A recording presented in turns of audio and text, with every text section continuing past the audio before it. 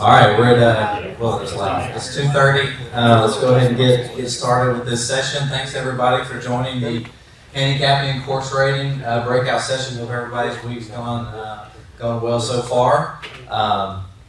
Just some quick introductions. I'll start. I'm Lee Rainwater. I'm the Director of Handicapping, Education, and Outreach with the USGA. Been with the USGA for about 10.5 years now. Before that was with the Louisiana Golf Association. This is probably my 10th or 11th conference over the year, so it's really nice to be with you all. And I'll let Scott introduce himself. Thanks. Scott Hobby at the USGA. A little longer than Lee. Been there 24 years. Was with GiA&x, Golf Association of Michigan, for a few years prior to that. So we both have AGA experience, like most of you in the room. In fact, I think 6 of 9 of our department staff have AGA experience. So, but yeah, so glad to be here and give everybody an update and take questions as we need to. All right, good stuff. So we'll go ahead and dive in, and by a show of hands, how many people have seen this slide at some point this week? All right, so I think we're probably good to skip ahead. We worked with the Gen team to make sure that everybody, whether you've been working with your AGA for 20 years or for 2 months, that you understand the distinction between the World Handicap System and Gen, how we are different, but also how we collaborate and work together. So we'll save about 20 seconds. And go ahead and skip to the next slide. Overview of our agenda for today. I'm going to go over some handicapping and course rating stats. We're going to talk about some WHS feedback. Scott's going to talk through a global survey, which I know many of your AJs helped with distribution of that. So we'll talk about some results from a global perspective, and then also narrow the focus down to domestic feedback. And we would absolutely love to hear from you whether the things that Scott is talking about, resonates within your AGA, if there's other feedback or questions that you'd like to share for the groups. We definitely want this to be an interactive session. We'll talk a little bit about education and some opportunities for 2025. It's not all about golfer education, but that's kind of going to be the focus for this afternoon. And then we'll wrap up with some department initiatives. One thing I'll say is, we have Handicapping Live scheduled for next Wednesday. I know Fran, Jenny, and Matt had a GC session yesterday, but we're going to take those slides and the slides that you see today, and they're all going to be covered in Handicapping Live next week. Obviously, we'll probably just kind of have to hit the high points, but those slides will be available to everyone. I say all that because no need to take super detailed notes, because we'll have an opportunity to hit the key takeaways next week for anybody that wants to attend as a refresher, or if any of your colleagues weren't able to make the trip out to Monterey. So with that, we'll go ahead and jump into some stats.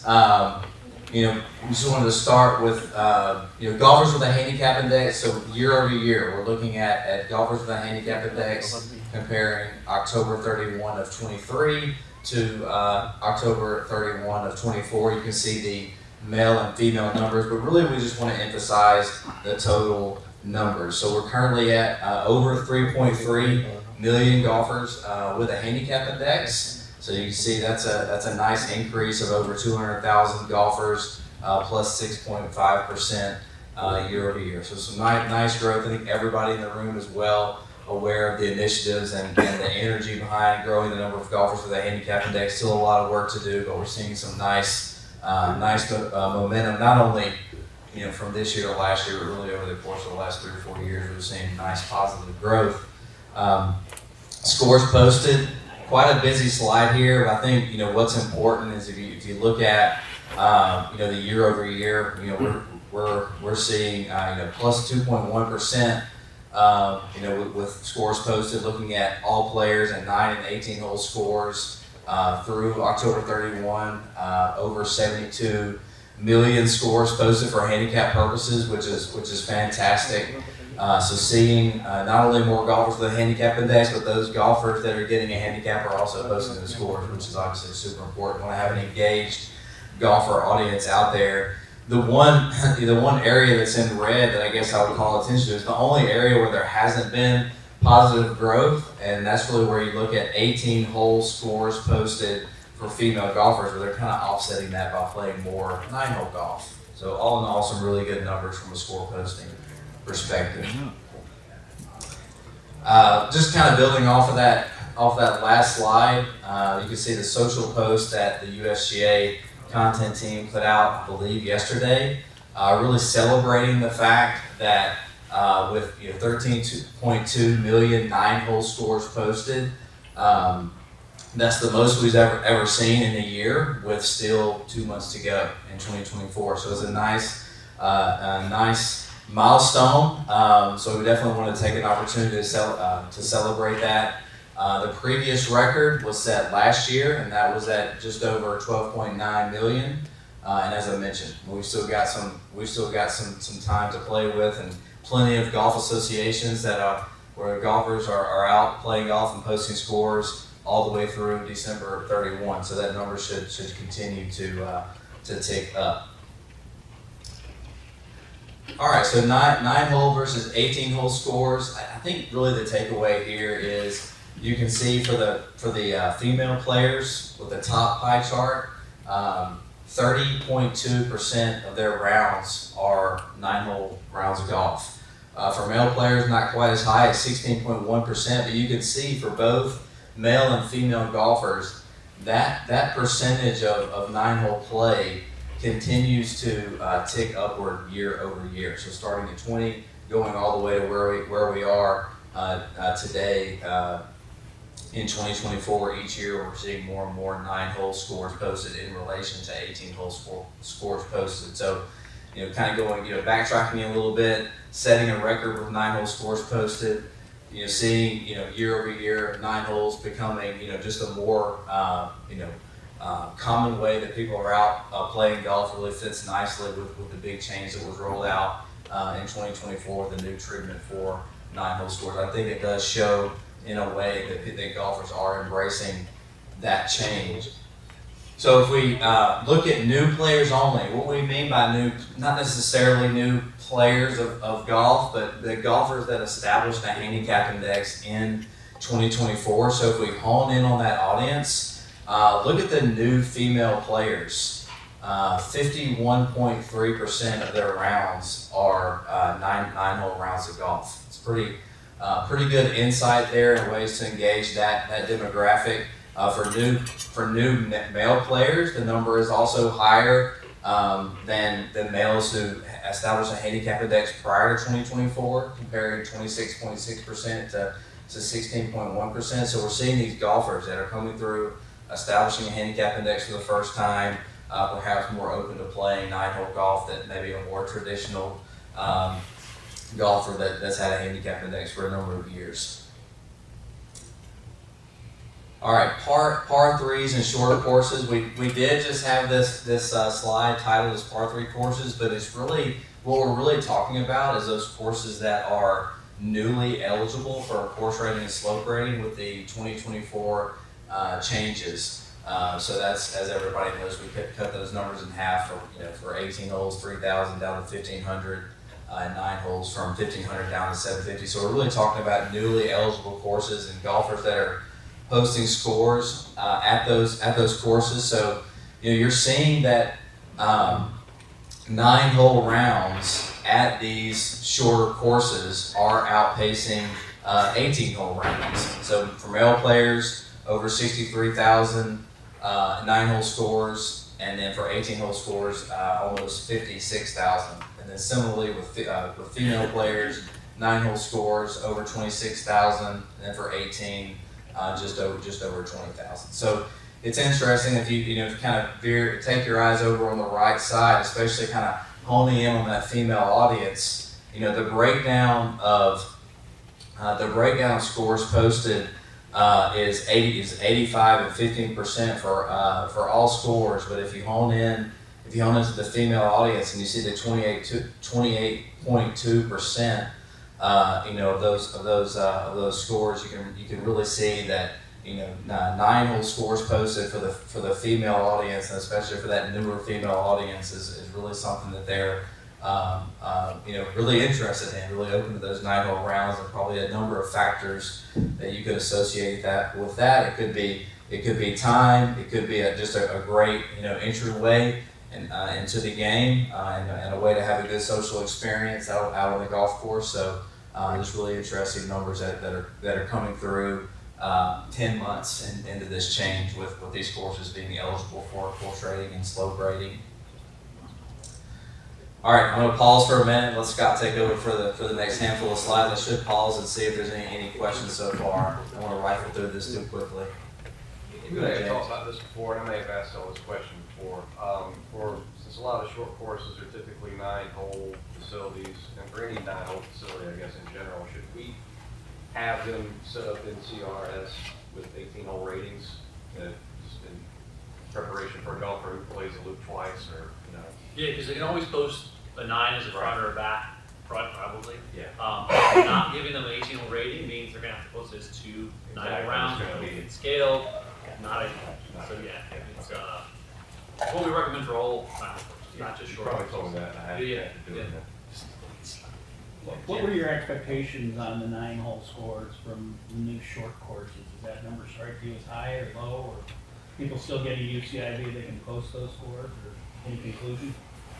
Yeah, I mean, Scott and Steve may want to chime in on this. I mean, I think that the numbers are in line with expectations. I don't think it's been significantly higher or lower that's expected. But the more of these courses that get rated, as you know, I mean, really the goal that was set out for the AGA community and really the nation as a whole was to get to 50% of these eligible and interested short courses rated by the end of 2024, and then reach 100% by the end of 2025. I think reaching that goal is naturally going to make these numbers maybe look a little bit better when we're talking about this in a year. But where we are, knowing that AGAs have surpassed that 50% goal, I would say we're in general around where things were expected. But Scott, I'd leave it to you to chime in. Yeah, I mean, still a lot of these courses have players that don't have a handicap index, so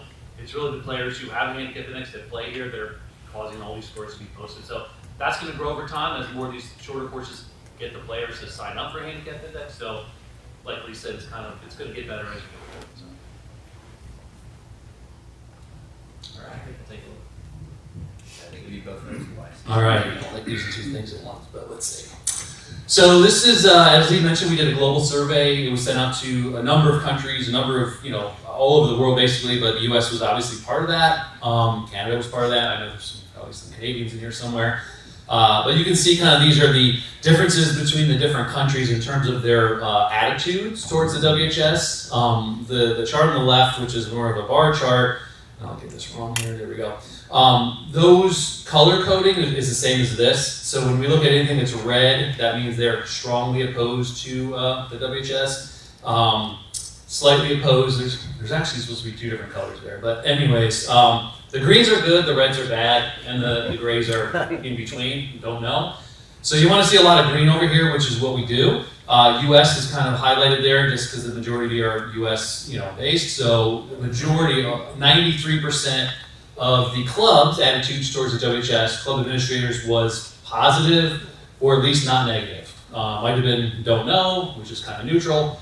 But as you can see, there were a few countries that have a little bit more negative feelings towards the WHS, mainly GiA&I, Germany were the 2 big ones. But part of the GiA&I issues, they came from a very different system. Their system was incremental based, where every score kind of looked at your index, and not index, it was a handicap factor, or whatever it was, not factor, that's Canada.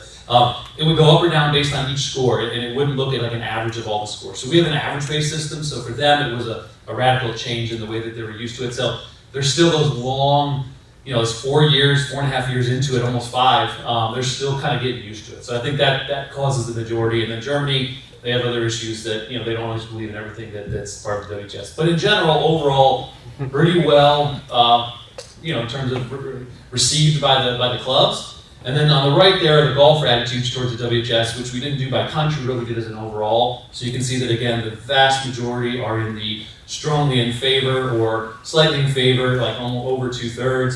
And then, slightly opposed to strongly opposed add up to just over 20%. Again, there is a very, very faint line here you can't see, but it's there. Kind of getting down to some of the individual aspects of the system. So again, this is a global survey. This was not just US at this point. Perceived strengths and weaknesses from golfers. So this is from the golfers themselves, not from the clubs. So some of the newer features to the system or some of the things that maybe are new in the last 4 years. First of all, acceptability of 9-hole scores. 30% big strength. Obviously 9-hole golf is very popular, not just in the US, but worldwide. So that's a huge strength for, adding more people to the system, more scores being posted, et cetera.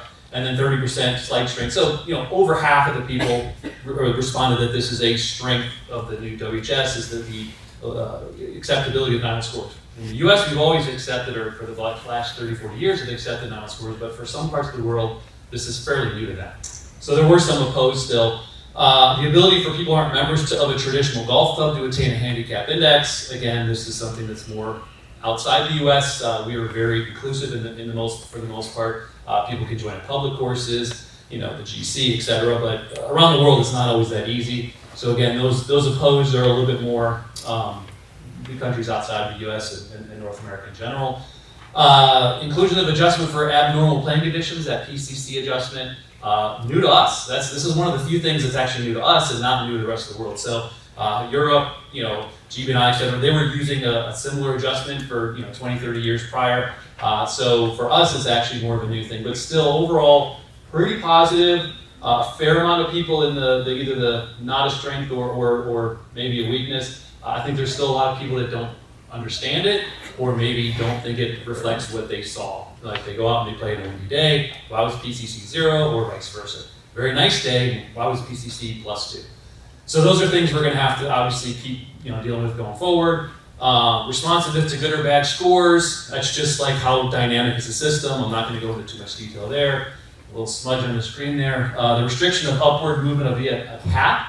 Again, new to us. We never had a cap before. We never had a restriction on somebody's upward movement. But again, this one's kind of split out pretty evenly. There's a lot of people that either like it or support it, or it's a big strength or a slight strength, but there's still a fair amount of people that don't really love it or maybe don't think it's necessary. And then the inclusion of short course or par 3 course rounds.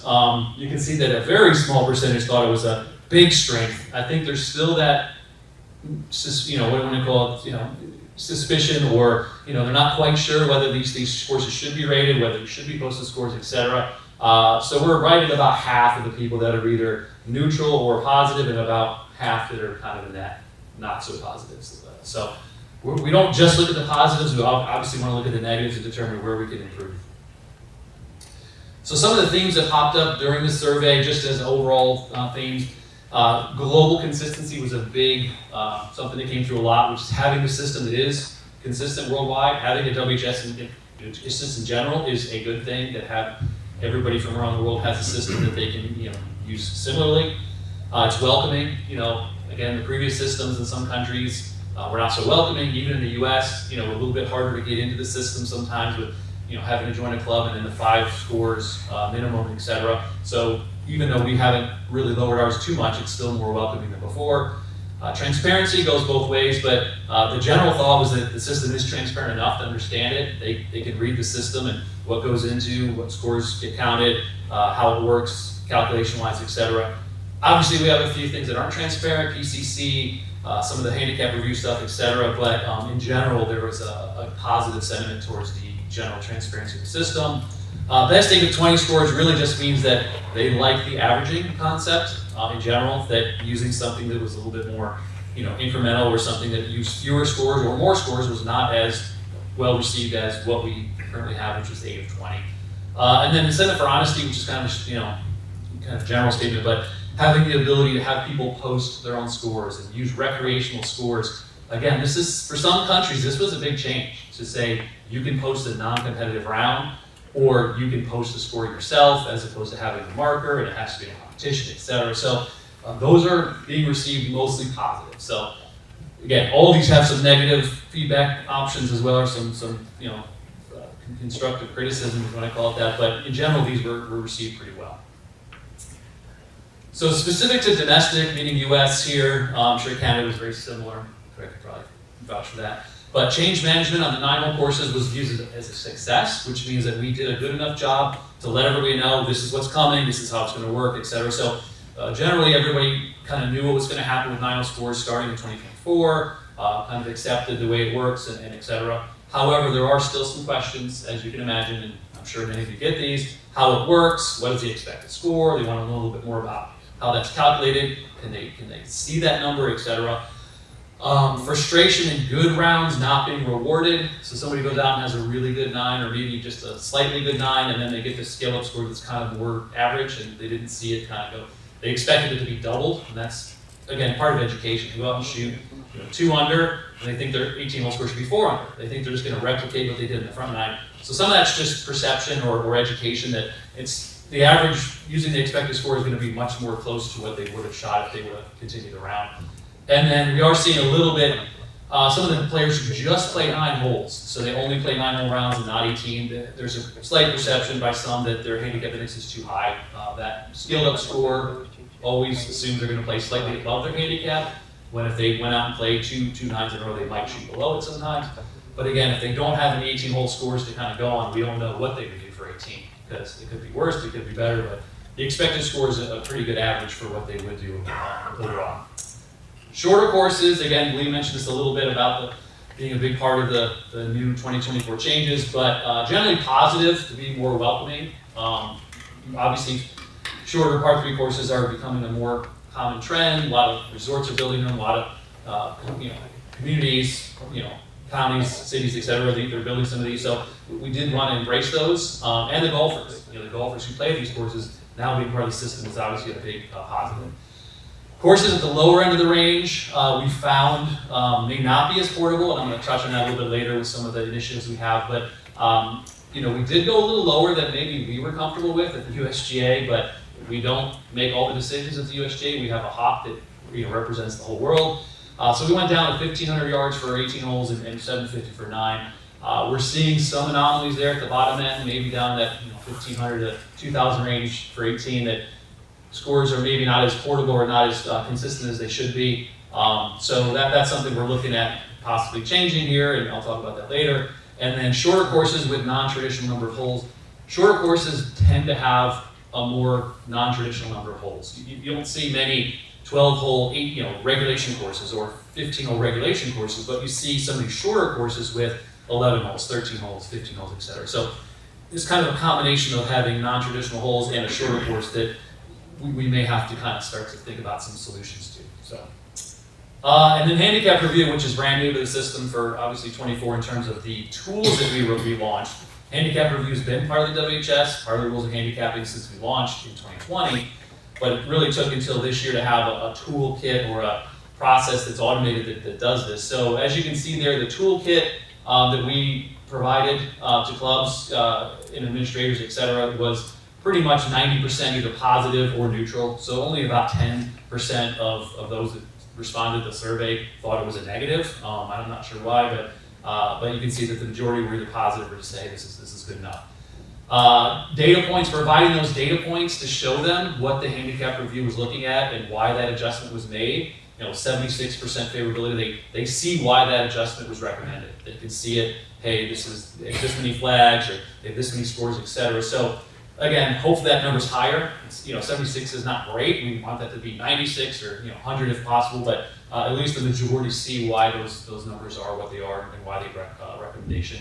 Which really leads to the bullet number 3, which is a better understanding of how that adjustment is determined to help with member explanation. If we don't provide them a way to explain why they're adjusted and what numbers determine that, the golfer's going to get frustrated and not understand why they were done. So having that toolkit, having that information available has really been a positive. Some of the, I won't call it negative, but some of the concerns, should we look more at in comparison to competition rounds? Should competition rounds be looked at with a little bit more scrutiny? Should they be weighted different? Should they be a bigger factor, et cetera? So these are things we continue to look at. Those of you that were in the session this morning with Joe and Lisa, or not Lisa, Lisa, sorry, was yesterday and today, sorry. And they kind of covered that a little bit. It's about the future of the handicap review and looking at some of those competition scores and et cetera. So it is something we continue to work on. And then frequency of play, this is something that's popped up, not regularly, but occasionally where players have a lot of scores. They're posting 150, 200 rounds a year, and over that 365-day window that we're looking at, they may have 5, 6, 7 flag scores that trigger an adjustment, yet, you know, if they only played 56 rounds of golf, that same number of flag scores would create the same adjustment. So should that high number of scores, should the 100, 150, 200 maybe lead to a slightly less lower recommendation, or maybe the tolerance should be higher, or should that information be, should we provide more guidance on that a committee should use that to determine whether they apply the adjustment or not? So somebody who has 5 flag scores out of 50 versus somebody who has 5 flag scores out of 150, you know that recommendation might be the same. Should they maybe apply it in one case and not the other? So, but those numbers were agreed upon by the Hawk and the research team, et cetera, because we felt like anytime you have 5 or more scores that are outside of the expected range, no matter how many rounds you play, it's within the last year. So it's kind of a combination between number of rounds, but also the time frame. So it's 365 days, but it's also the number of rounds. So we don't want to make one or the other be the predominant factor. So shorter courses, and I put the ER in brackets there, or in parentheses, because we don't want people to confuse us with short courses. So those that have been around for more than 5 years, you remember we used to have a short course handicap system in the USGA and a short course rating. Those are not part of this. Those were no slope rating, those were not portable, etc. So these are shorter courses that are eligible for course and slope ratings. So on the pie chart there, the 2 pie charts, one is the newly eligible courses, the courses that are now eligible for ratings that weren't eligible prior to 2024. There's about 600 of them. The rated ones are, we were over half, or 58.3, and we mentioned that our goal was to get to 50% by the end of this year and 100% by the end of next year. So we're definitely ahead of schedule. Doesn't mean we're ready. We're ready because we still want to get another 40-something% rated. But this is those courses that want to be rated. We know that there are some shorter courses that just have a very localized membership. Maybe it's a private RV park where only the people who live there play there, they don't really care about the rating. So we're not expecting every single one of these to be done. But we are ahead of schedule, but it doesn't mean we're done because we have a lot of work to do. And then shorter course ratings in terms of the number of holes. This one is maybe a little misleading. So almost 71% of the shorter courses that have been rated are 18 holes. And then obviously the remaining about 30% were 9 holes. But that really was based on whether they were issued as 18-hole rating or 9-hole rating. So I think it goes to the question that James had, that we really do want courses that are 9 holes to have an 18-hole rating available for those who do go around twice. So if they play twice, back to back, that should be posted as an 18-hole score to keep from being 2 9-hole rounds that are scaled that become 2 18-hole scores. So again, that number is not necessarily the percentage of courses that are 18 versus 9, it's the ratings that are issued.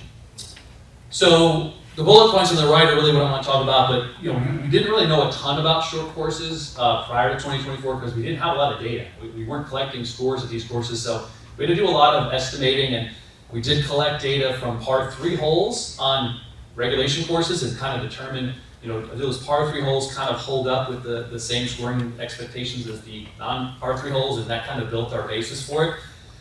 But we are seeing a slight bias towards shorter courses for higher handicap players. What that means is that we're seeing higher handicap players have more chance of a shorter course being a good score than a non-short course. So it is more impactful for women than men. We're seeing this happen a lot more for women than men.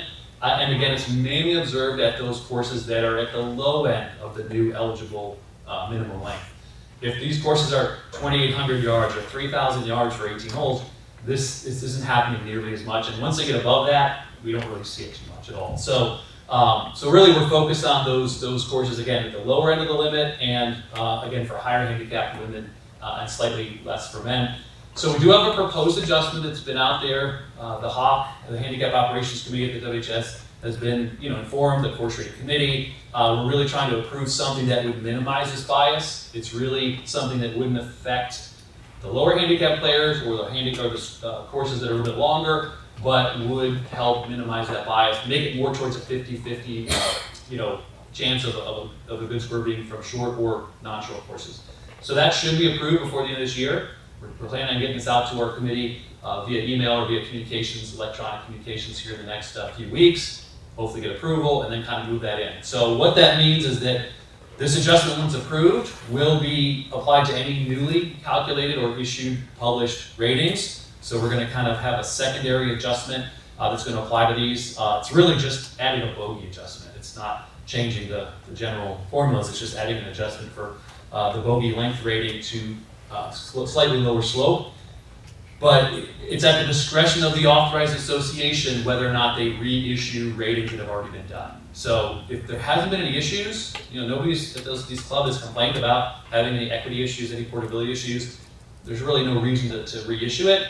But if you have clubs that are saying, hey, we're seeing a lot of our members when they go play outside, they're shooting much, much higher than expected, or they can't compete, maybe take a look and see if that needs a re-rating, reissue in the ratings. Again, these are going to be mostly those at the very low end of scale. So if you have some courses that were 9 holes at 800 yards or 755, right at the lower limit, these will be the ones that you probably will see this at. So. And then 10 to 17 hole courses. These are also courses that are, I wouldn't say new to the system, but things we now have to deal with that we didn't have to deal with as much before. But again, a lot of these are shorter courses. These courses have somewhere between 10 and 17 holes.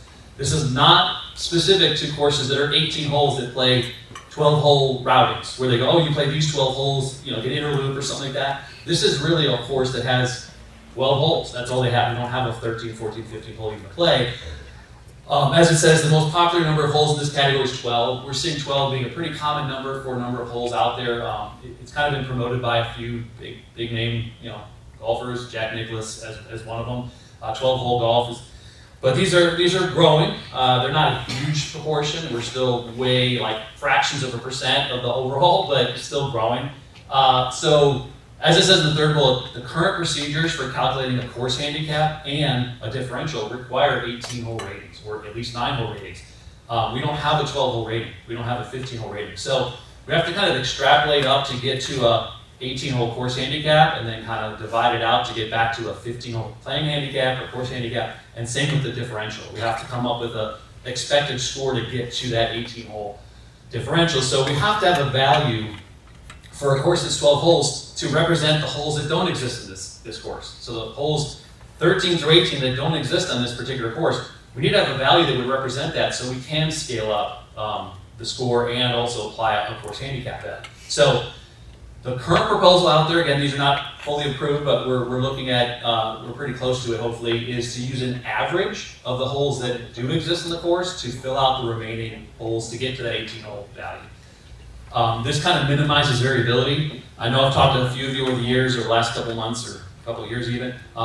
Some of you have said, hey, we just put holes 1 through 6 back in it. It's a 12-hole course. We just say, we'll make hole 13, hole 1, hole 14, hole 2.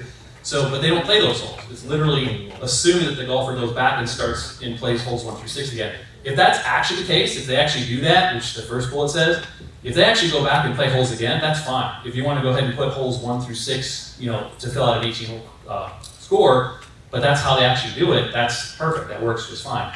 But if they stop at 12 and they're done, they go to the clubhouse, they go to their car and leave, to just find 6 random holes, whether it's the first 6 or the last 6, or I've heard even 6 from another golf course that's not even part of this golf course, that creates a lot of inconsistency. The difficulty of those holes can influence what that differential is. We want to try to minimize that. So using an average of the holes that were played kind of neutralizes that a little bit. So the problem is we have some implementation challenges there. So one is, how do we put that in CRS? When you get to a 12-hole course, now let's use an average of those 12 holes to fill in 13 through 18. The average might be some sort of decimal value. And so we're working through that, how we're going to do that. More than likely, it's going to be something that we do. WHS, USGA, we would probably do it behind the scenes and fill it in, knowing that these are just a very small fraction of courses out there. If it was hundreds or thousands, we want something more automated. But doesn't mean we're not going to automate it down the road, but right now we're looking at a manual. Impact to score posting. Somebody plays a 12-hole course, they need to know to stop and not post any more hole scores. There's going to be some holes that are there, but they're not going to play them. So we don't want them to think they have to go back and start playing more holes, or that they didn't finish enough holes to post a score at all and just exit it. So we need to have some education about how to post a score on a course with less than 18 holes. And then stroke index allocation, another topic of discussion. What do we do on a 12-hole course? This scorecard is a pretty good one because it shows the stroke index values are only 1 through 12. But, you know, if you're an 18 handicap or a 12, like you need to know, are you getting 2 strokes on hole number 1 because hole number 14, 15, 16, 17, 18 don't exist? Or is it just that you're not playing 18 holes where you kind of lose those strokes? How do we allocate them? Do we do odds in the front? What's the front of a 12-hole course? Is it the 6? This one does show it as like a front and a back, 6 holes front, 6 holes back, but what if it's a 13-hole course or 11-hole course? You can't just assume that everything's a even number and you can divide it out. So these are issues we have to kind of work through to come up with an ultimate recommendation on how you guys, you know, apply these to the courses that are in this case. But in the time being, you know, if you have any questions, call me, Lee, Derek in our department. We can try to walk you through some options just to kind of get them going. We don't want them to wait till we're ready to roll this out in mass to start, you know, having them post scores and we can get going. So I think that's my last thing. Any questions on those before we I turn it back over to Lee for the next section?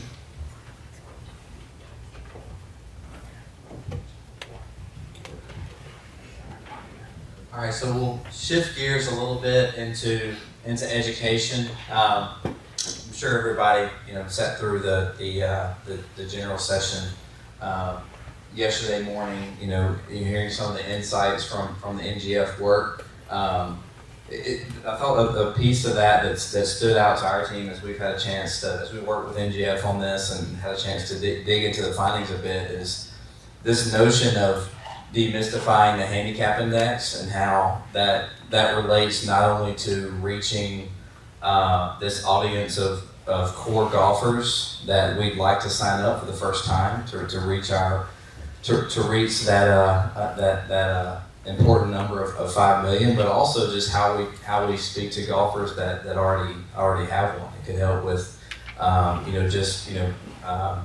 debunking myths and just help with overall retention and just overall awareness of how the system works. So that's something that really stood out to me is, I think that we've done a good job over the years with golfer education of talking about what a handicap index is, making sure that there's information out there about how it works, but when you dig into it, sometimes it's very detailed, it's very technical, it's very formal. So what we've been, and we're not just starting this now, which I'll get into in just a moment, but what we've been thinking about is how can we continue to talk about handicapping in a sense of like how to get one and how it works, where's the utility, how does it benefit you, how does it add more enjoyment to your golfing experience in a very relatable way, in a non-threatening way, in a fun way,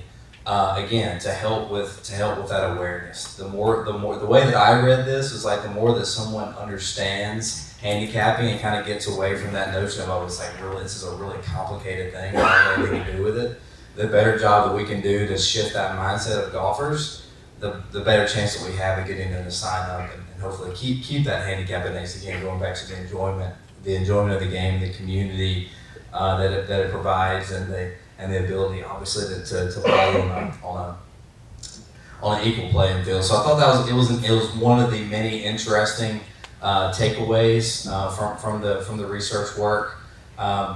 With that, I would say that some work that we took on in 2020, this year in 2024, I think is a nice a nice connection with that statement about demystifying a handicap index. I'm sure everybody or most in the room are very familiar with Jay Roberts, who's done a phenomenal job with Rules of Golf content. We certainly took notice of how he was doing with the views and the engagement on the content and how he's able to take the rules of golf and explain them in very simple terms and do so in like a 40-second clip on Instagram. So the rules team at Jay were kind enough to partner up with us for a campaign in 2024 where we rolled out 14 videos this year, where you can see some interesting metrics there. Just kind of top line where we had 9.2 million, actually over 9.2 million views of those 14 videos. The average views per video, 616,000, and our content team was very proud and happy that they're able to measure this stuff. I'm not sure exactly how they do it, but that these handicap explainer videos brought almost 14,000 new followers to the USGA social media channels. So Instagram and TikTok are the ones that they're able to measure. So overall, a really good campaign. We've got there's a page on the USGA website that has actually 15 videos now, which I'll get to that in a moment as well. There's a YouTube playlist, and then we've also through the AGA communications roadmap, we've every couple weeks or so we've been putting on that roadmap when we're going to be through our social channels, when we're going to be highlighting one of these explainer videos, and hopefully all or most of the folks in this room are aware of that roadmap and have been able to take advantage of that content in one form or another.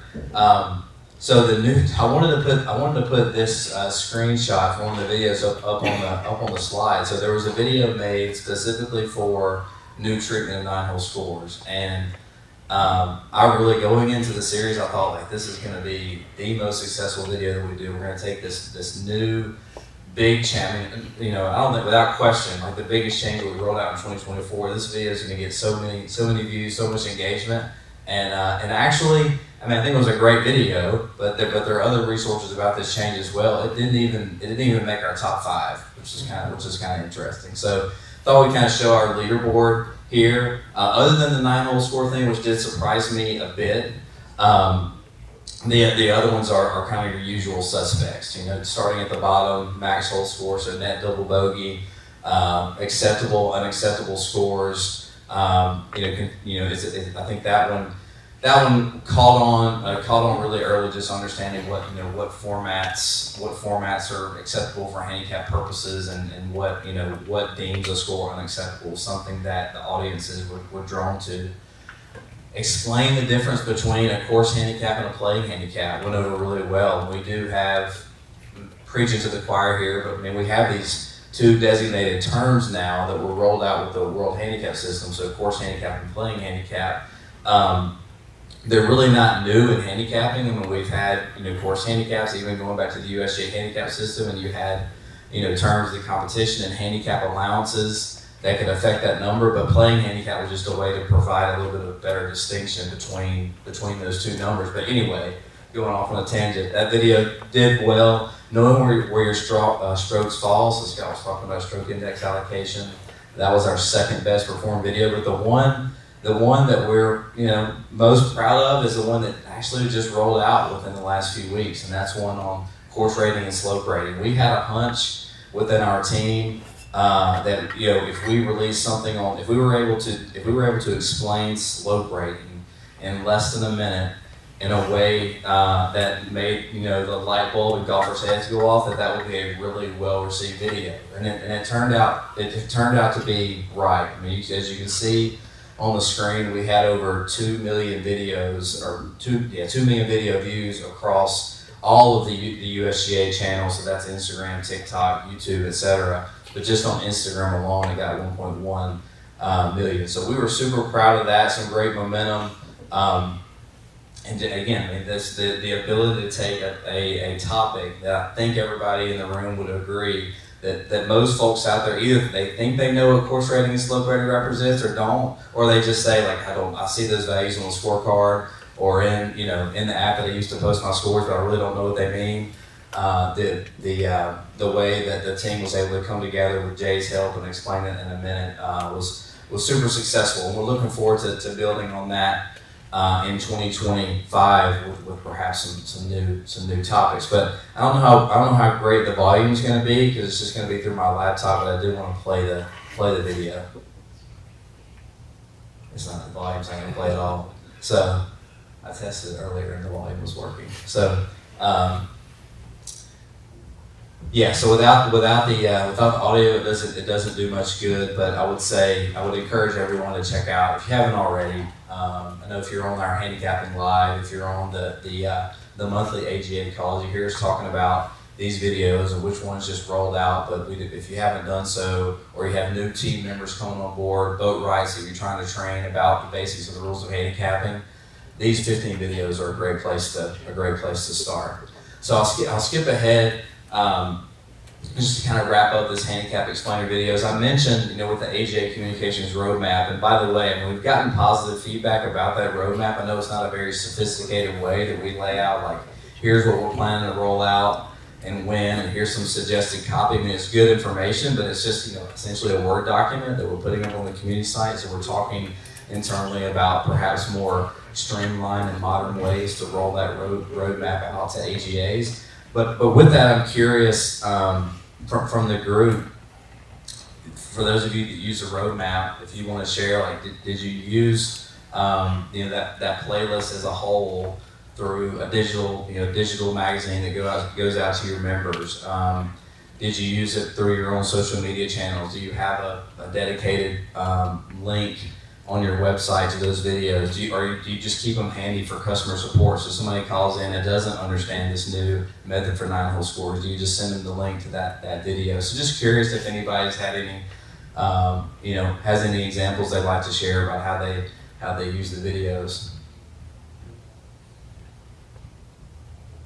E-newsletters, they go out every couple weeks. Matt does that, all the above. Great, that's great to hear. I think we'd love to ask, I think it's a good opportunity through your, scheduled communications that go out to golfers, not necessarily say, hey, here, watch 20 videos about handicapping, but this is something with a roadmap that perhaps we lay out, and we continue to do something along the lines of what we've been doing. It's sort of a campaign of, on this date, it's appropriate to talk about playing handicap. On this date, it's appropriate to, talk about unacceptable and acceptable scores, etc. So I do think that continued awareness sort of drip feed to golfers to have opportunities to learn about handicapping again in a very light, engaging way is going to benefit all of us, and going back to awareness and debunking myths and just kind of helping with overall understanding and adoption of the system. So I was just curious about that one. And on the right-hand side, you can see we're looking for your feedback. If it's today, great. If it's handicapping live next week, also great. But just reaching out to our team at any time to say, you know what, we get a question about X all the time from our clubs or from our golfers. Would you consider some content that breaks it down the way you did slope, or breaks it down the way you did how the handicap index calculation works? We need to hear that, because you're hearing from your golfers. We certainly hear from golfers too, but your audience is better than anyone. What content would sort of help us help you? We'll take that in and say, like, okay, is this appropriate to roll into an explainer video series, or does it kind of fit somewhere else? But we want to make sure that we're listening to your feedback and roll that into a kind of a broader education plan for 25 and beyond. I mean, we just kind of put a few bullet points on the screen, not comprehensive by any means, but do any of those topics seem interesting as far as adding another explainer video? And Jay Roberts is not committed to any of this, so it may be, maybe Scott in the videos next year. You never know, but any of those topics that would be helpful. I mean, we do have the handicap index calculation explainer, but we don't really go into why is it 8 or 20? Why do we use that for our average base system? We don't really get into, we were very high level with the safeguards. So do we do something that dives into what is a low handicap index, and what are the caps really serving to do? How do they work? Same thing with exceptional score reduction. Again, those are kind of squeezed into the tail end of the handicap index calculation video. So, and plus handicaps, maybe not on the level of slope rating, but that's another topic that I think it makes a lot of folks' heads spin about how we handle plus handicap golfers, whether it's a handicap index or if it's just a plus playing handicap.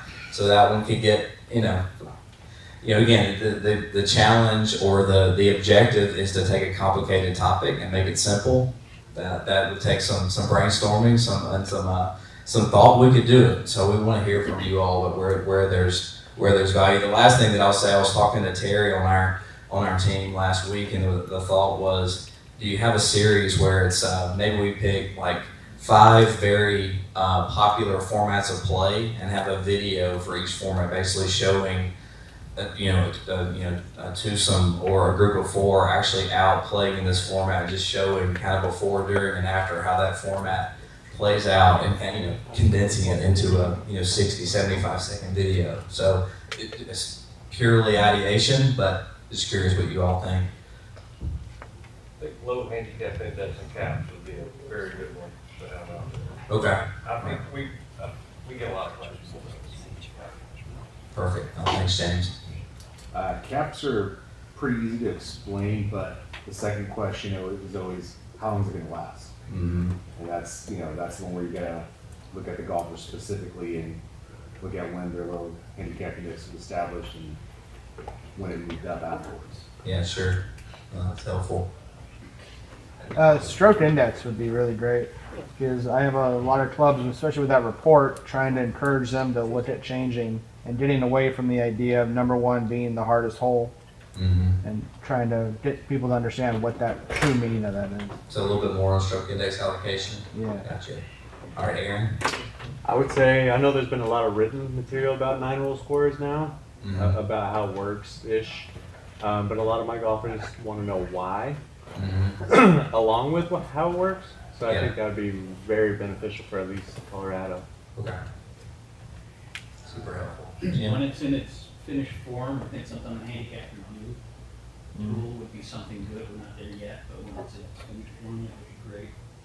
We've been talking about handicap review for sure, and I think that the question amongst our team is not, should we do something? Because I think the answer is yes, but like, does it fit in a format like this, or is it more of a, get in? I don't know if you all remember, there was a video that we did, was kind of like in studio with the USGA, where a couple of our staff members, it was sort of like a Q&A with then some, then you kind of pan over to some examples of how, and it was specific to 9-hole scores. So it was a couple people from the USGA staff talking about the change, but then showing, some examples of how it kind of plays out for a golfer at a given handicap index level. So I use that comparison to say, knowing that for handicap review, the primary audience is probably going to be club level. So is it more something like in studio that has a bit more of a formal approach, and emphasizes explaining why, how it works, how it can benefit you as a club, etc. Again, I'm not meaning to get into solutioning here, but I think that's the question: is what's the right format to deliver, knowing that by and large that's going to be a club audience. And then I know we've asked the working group the handicap outreach working group this question in the past, is like, if and when it will be appropriate to have handicap review content that's more directed at the golfer. What does that look like? So just certainly things to ponder, certainly as phase 2 gets ready to roll out, and knowing that it'll have iterations after that. I like that thought process of not, using the term pigeonholing Jay's videos as social only. If you could have Jay create videos that can go directly to handicap chairs and clubs, I like that concept, and I think there's value there. Okay, thanks, Mike. Matt? Yeah, I don't know if others feel this way, but we get a lot of calls about injured play, like coming off an injury, sickness, health related. What do I do? I can't play to my handicap index now. What is my recourse? A lot of those players get capped too. Yeah, so it's sort of like that's a good- sort of like, well, I don't know if I'm going to negative like that, but it's certainly something. We get calls like that all the time. For the golfer, or like for like? Yeah, golfer Okay. calls. I had a stroke. I had come out car accident, etc. They can't play. They're weaker than what they Or are. just pro Or the golf professional Somebody will calls on it for that. Yes. So one more. I didn't realize we were running low on time, but we'll take one more in the back, and then we'll move on. Well, I just wanted to say thanks for creating this kind of content. And originally I thought it was going to be out for our membership, but what I learned in especially getting through the 2024 revisions and the education piece for club authorization, that this was speaking to a lot of these smaller rural club managers who needed this kind of content to these are food and bev people behind the counter that are also kind of running over and checking people in. to their courses. So for us, in our association, a bulk majority of our clubs out there in the smaller rural communities, this stuff was really valuable for the educational piece. Yeah, that's fantastic to hear. I was helping an AGA out with a handicap seminar earlier this year, and had a handicap chair make the same comment to me about taking that playlist from YouTube or from the USGA website, and basically like sending it out to all their golfers and saying, take 20 minutes and watch all these videos, and you'll know more than probably 80% of the golfers out there about the principles and the rules of handicap. It was really what, for the golfers out there, it's really what we're trying to get. We're not asking for expertise, we're asking for just to understand, how it works on a fundamental level and how it can benefit your golf game. So thanks for sharing that. Down to not much time here. I know we have a whole nother section to try to skim through, kind of breeze through, but everybody in the room, or most of the room, should be aware of course rating education and the learning hub and the LMS that's available today. The first section is just kind of usage of it to date. We've got 220 users in the U.S. Using the LMS. I believe the 60 number is worldwide, Scott. We've got 60 raters around the world that have fully gone through the intermediate education content and have met all the requirements to become a certified course rater.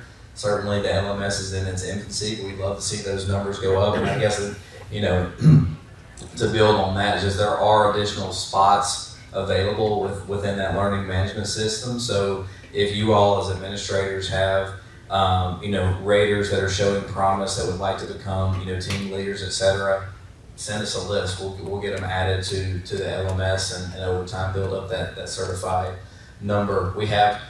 Our team is working really hard on some advanced content modules. We've got beginner content, we've got intermediate content, but Scott and Derek and Terry and Ty from our team and in collaboration with the RNA, I should mention, are working on this advanced content, which is not so much procedural, as you can probably tell from the list of the bullet list, but it's more about the things that a team leader is going to take on: recruiting a team, managing a team, training a team, and growing those folks into being really good raters. So it's kind of sort of beyond the book leadership type skills that aren't so much about how do we effectively rate a bunker.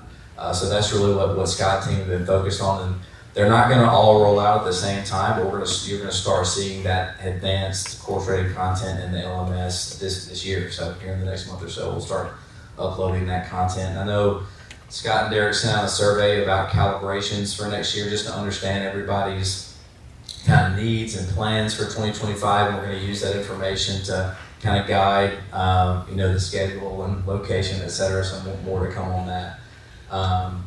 So yeah, we'll skip ahead. I'll let Scott take the last couple of minutes here. I can go pretty quick. I probably didn't think that. So real quick, and I'm not going to go into detail because all this is on a recorded webinar that Derek and I did a few months ago, about a month and a half ago, about our measuring app that we have available for those who are interested. And I know a lot of you did fill out the survey and send it back to us with your interest and kind of what your time scale in terms of the number of courses and when you plan to do them, etc. But for those who don't know, we do have a measuring app that we've developed.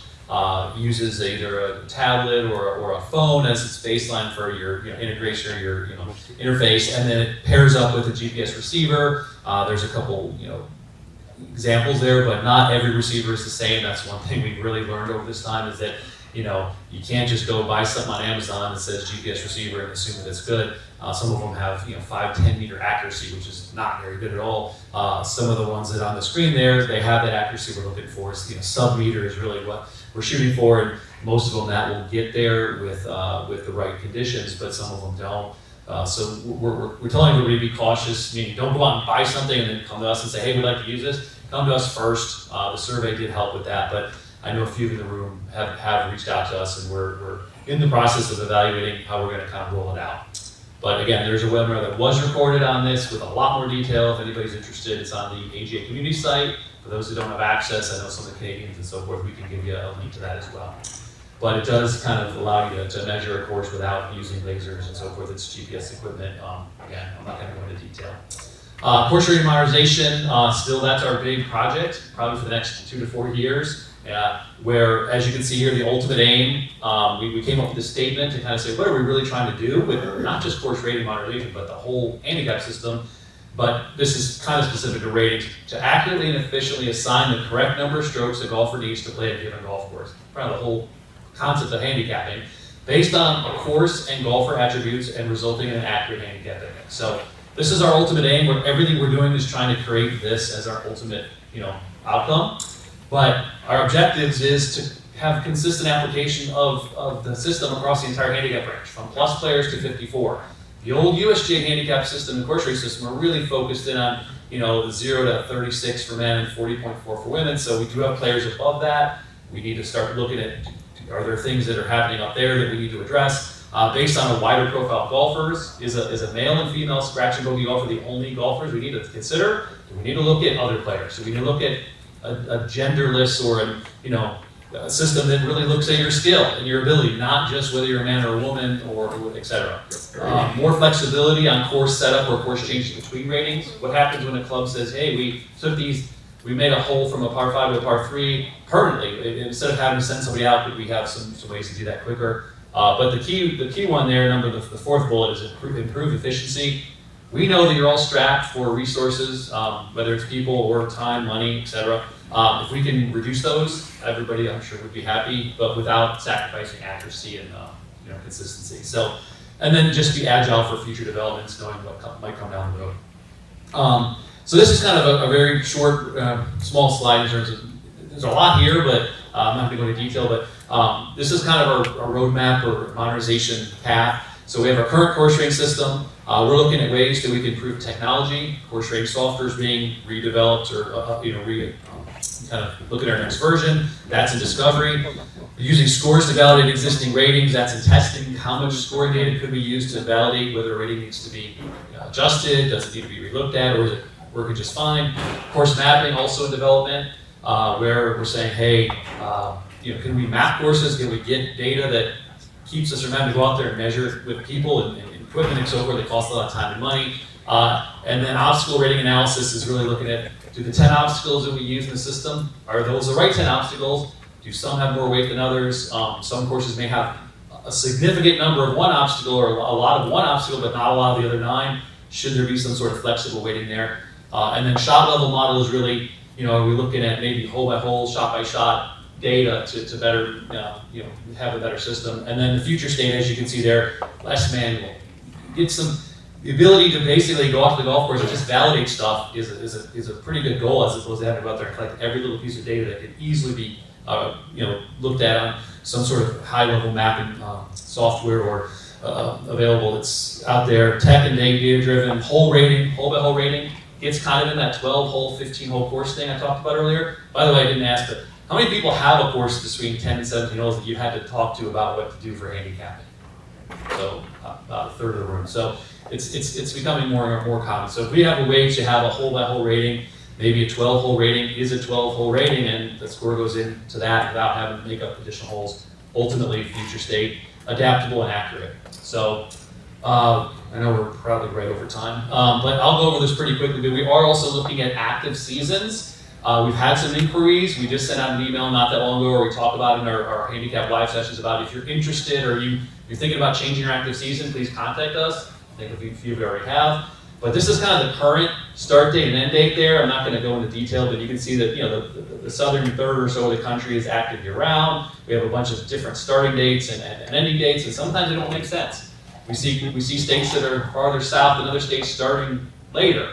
And yes, there's other issues involved, climate, altitude, et cetera, that can change it, but in general, they shouldn't be like that. So we are doing some research on this, looking at more of a data-driven solution in terms of looking at scoring data towards the end of the season, beginning of the season. Does it start to taper off? Does it get worse? Does it stay the same? Also looking at that over multiple years to see, is it just a one-year thing, or is this something that's happening year over year?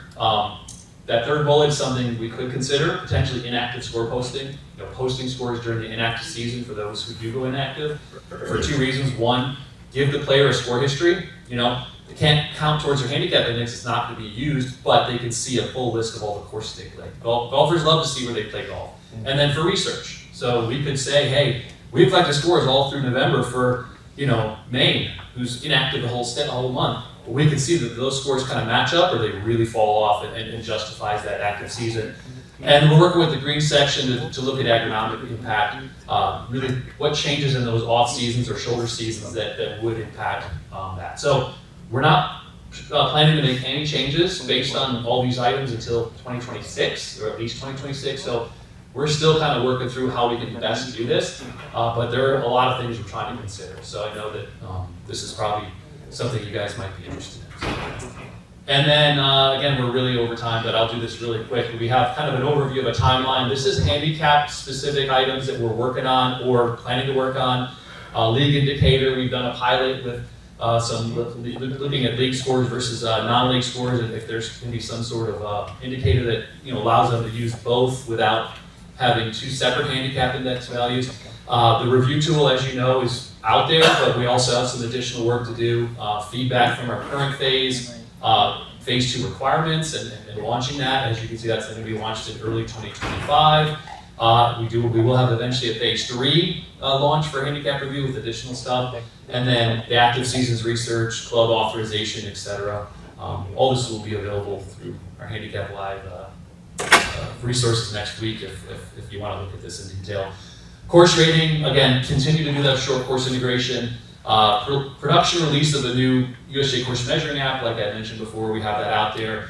We are looking, and I'll make a quick note on that, we are looking at an alternative or a better way to maybe present that or release that's a little bit easier for us to control. Maybe the licensing is kind of a pain right now. We have to license it through a software that doesn't always work as well as it should, or there's some costs and some limitations. So we are looking at maybe a better way to roll that out, maybe a slightly different app, but we'll let everybody know on that.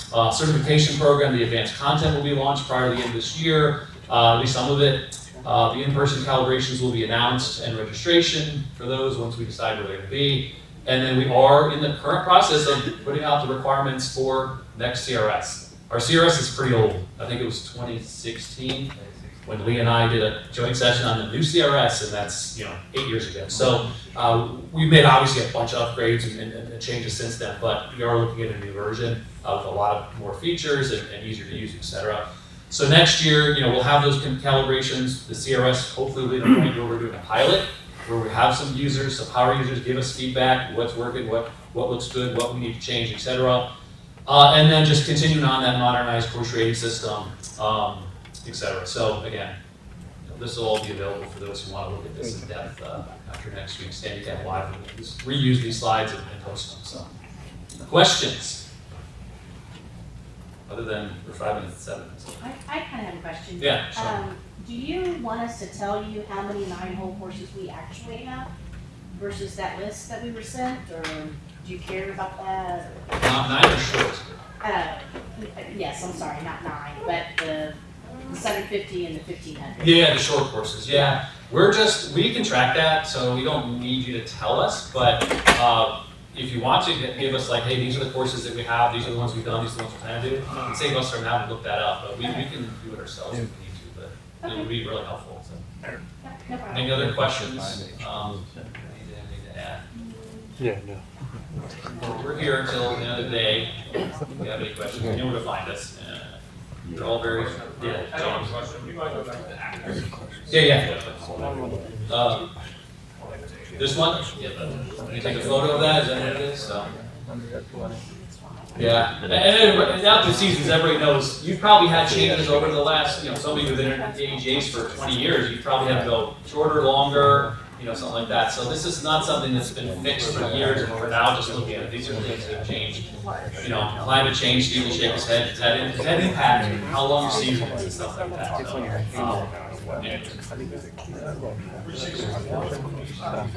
Yeah.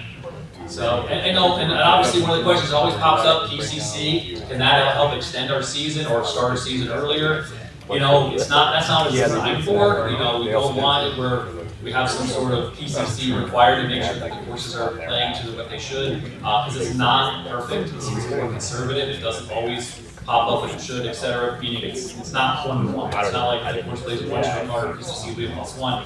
There's some tolerances there that might not trigger it, not enough players, things like that, the number of players you played. There's a lot more factors than just did play hard.